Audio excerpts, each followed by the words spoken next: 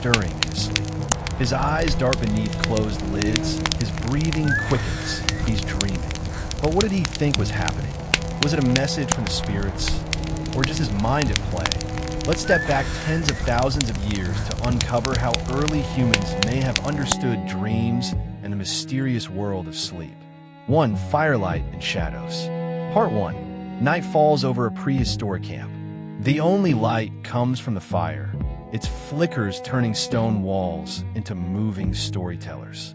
Families huddle close, wrapped in animal hides, listening to the wind howl outside. As sleep begins to take them, their minds drift somewhere beyond the cave. Part 2. The darkness outside wasn't just absence of light. It was filled with predators, danger, and the unknown. Inside, fire offered safety, but also shaped the way shadows played tricks on their eyes. These shifting forms may have been the last images burned into their minds before dreams began. Part 3. When a caveman closed his eyes, the warmth, the sound of crackling wood, and the dancing shadows likely merged into dreamscapes. The line between waking reality and dream visions blurred. And for early humans, that blurring wasn't strange. It was simply another part of the night. 2. The first dreams. Part 1. To a caveman, a dream wasn't just a dream. It could feel as real as the hunt or the storm outside. In the dead of night, he might find himself running after deer or standing face to face with an enemy, only to wake and wonder where he'd been. Part 2. Without science to explain it, the idea that these night journeys were visits to another realm made perfect sense. The dreamer might believe his spirit had traveled, met ancestors, or witnessed omens. In their world, dreams weren't private. They were stories meant to be shared by the morning fire. Part 3. Each retelling gave dreams power. If someone dreamed of danger, the tribe might move. If they dreamt of a hunt, it could inspire the next day's pursuit. Dreams weren't entertainment. They were part of the tribe's decision-making and survival. 3. Sleep as survival. Part 1. For early humans, sleep wasn't just a break from the day. It was a strategic tool. Sleeping in shifts allowed some to rest while others kept watch. And in the moments before deep sleep, the brain remained alert, ready to react to danger. Part 2. This constant balancing act between rest and vigilance meant dreams could be interrupted at any moment by the snap of a twig or a predator's roar. Light sleep stages may have been more common, and in these stages, dreams are often vivid and easier to recall. Part 3. Over time, this pattern of interrupted rest may have shaped how early humans used dreams.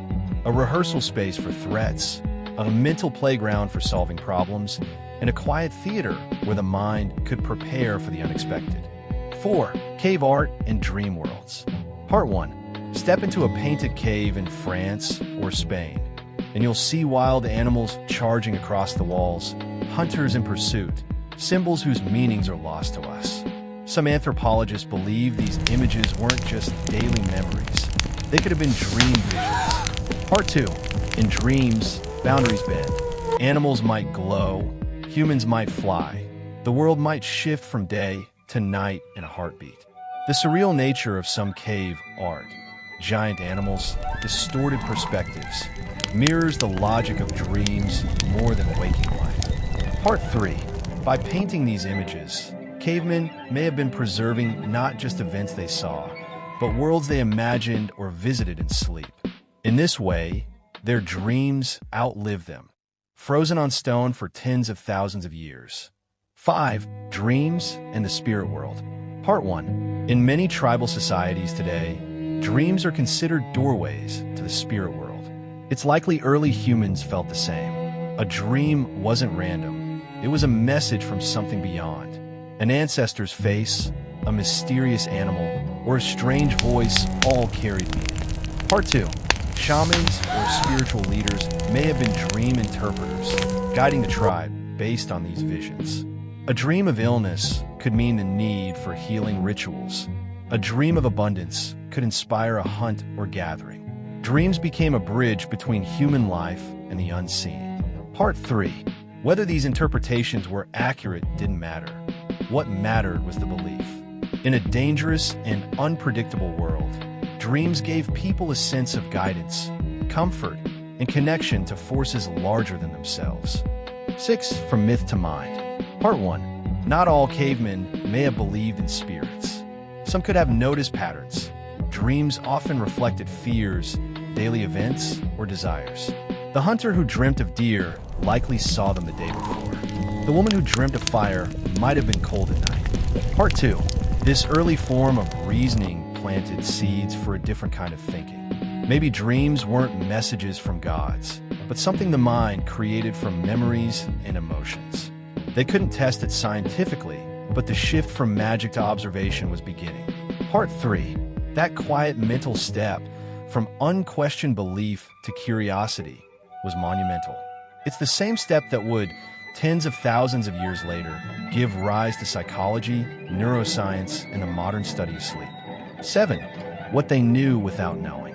Part 1. Even without scientific tools, early humans knew sleep mattered. They felt the fogginess after a bad night's rest, the sharpness after a deep one. They knew that dreams could inspire courage, warn of danger, or stir the imagination. Part 2. They may not have known about REM cycles or brain waves, but they lived the effects. They understood that the mind at night was different, softer, stranger, yet sometimes more insightful than the waking one. Part 3. In a way, they grasped truths we still struggle to explain today, that dreams are both a mirror of life and a window into something beyond it.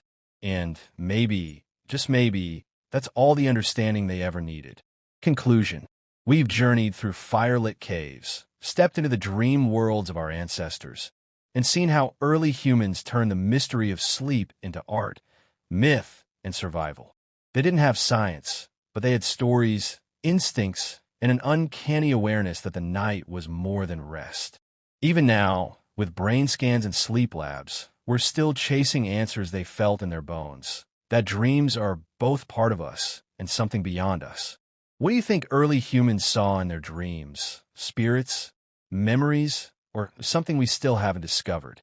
Drop your thoughts in the comments. Share this with someone who loves a good mystery, and subscribe for more deep dives into the hidden corners of the human mind.